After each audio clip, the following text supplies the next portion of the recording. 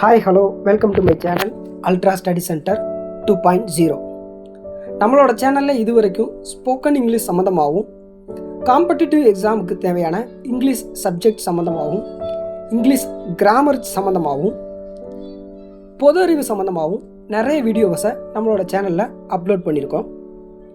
அந்த வகையில் இந்த வீடியோவில் நம்ம எதை பற்றி பார்க்க போகிறோம் அப்படி சொன்னால், தமிழ்நாடு அரசாங்கத்தினுடைய சட்டமன்ற உறுப்பினர்கள், அதாவது எம்எல்ஏவினுடைய சம்பளம் மற்றும் அவங்களுக்கு வழங்கக்கூடிய இந்த சலுகைகள்லாம் என்னென்ன அப்படிங்கிறத பற்றி தான் இந்த வீடியோவில் நம்ம பார்க்க போகிறோம். நம்மளோட சேனலுக்கு நீங்கள் புதுசு அப்படி சொன்னால் என்னோட சேனலை சப்ஸ்கிரைப் பண்ணிக்கோங்க. இது உங்களுக்கு ரொம்பவே யூஸ்ஃபுல்லாக இருக்கும். குறிப்பாக ஸ்போக்கன் இங்கிலீஷ் வீடியோஸ் ரொம்பவே யூஸ்ஃபுல்லாக இருக்கும். பொதுவாக ஒரு எம்எல்ஏவுடைய சம்பளத்தை மொத்தமாக கொடுக்காம சில பிரிவுகளாக பிரித்து கொடுப்பாங்க.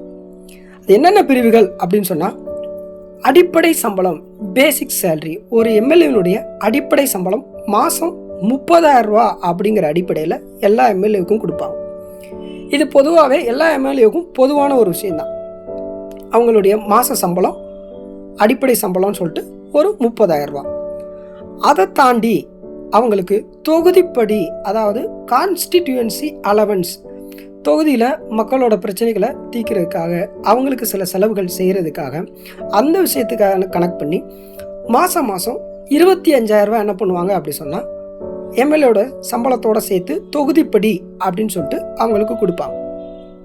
அது மட்டும் இல்லாமல் வாகனப்படி, அதாவது வெஹிக்கிள் அலவன்ஸ், அவங்க திடீர்னு சென்னைக்கு போக வேண்டியிருக்கும், தொகுதிக்குள்ளே சுற்றி பார்க்க வேண்டியிருக்கும், அங்கே போகணும் இங்கே போகணும், அந்த மாதிரி மக்கள் சம்மந்தமான பணிகளுக்காக அவங்க நிறைய இடங்களுக்கு போய் வர வேண்டியிருக்கும்.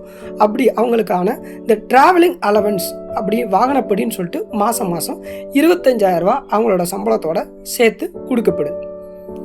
இதோடு மட்டும் இல்லாமல் மாதாந்திரப்படி, மந்த்லி அலவன்ஸ் அப்படின்னு சொல்லிட்டு இதர செலவுகள், அது தாண்டி வேறு ஏதாவது செலவுகள், நிறைய சின்ன சின்ன செலவுகள் வரும். அந்த செலவுகளை எல்லாத்தையும் சரி கட்டுறதுக்காக என்ன பண்ணுவாங்க அப்படி சொன்னால், மாதம் 10,000 ரூபா அவங்களோட சம்பளத்தோட சேர்த்து எம்எல்ஏக்களுக்கு வழங்கப்படும்.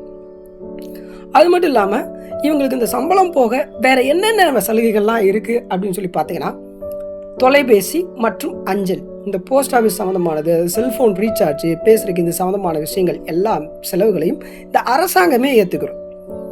காரணம் என்ன அப்படி சொன்னால், அவங்க ஈஸியாக மக்கள்கிட்ட கான்டாக்டில் இருக்கணும், அவங்க மக்கள் அக்சசிபிளாக இருக்கணும் அப்படின்றதுக்காக இந்த இதெல்லாம் கொடுக்குறாங்க. இதெல்லாம் சேர்த்து மொத்தமாக மாதத்துக்கு ஒரு சட்டமன்ற உறுப்பினர் அல்லது ஒரு அமைச்சருடைய மொத்த சம்பளம் எவ்வளவு அப்படின்னு சொன்னால் 1,05,000 ரூபாய். இது அமைச்சர்களுக்கு சில சலுகைகள் கொஞ்சம் வித்தியாசப்படும். ஆனால் சம்பளம், பேசிக் சம்பளம் அப்படின்னு சொல்லி பார்த்தீங்கன்னா, அது அமைச்சராக இருந்தாலும் சரி, எம்எல்ஏவாக இருந்தாலும் சரி, ஒரே அளவு தான். 1,05,000 ரூபா மாத சம்பளம் அவங்களுக்கு வருது. ஸோ இந்த வீடியோ உங்களுக்கு ரொம்பவே யூஸ்ஃபுல்லாக இருந்திருக்கும் அப்படின்னு நினைக்கிறேன். அடுத்த வீடியோவில் ஒரு அமைச்சருக்கான சலுகைகள் என்னென்ன, ஒரு முதலமைச்சருக்கான உரிமைகள், சலுகைகள் என்னென்னங்கிறத அடுத்த வீடியோவில் பார்ப்போம். தேங்க்யூ.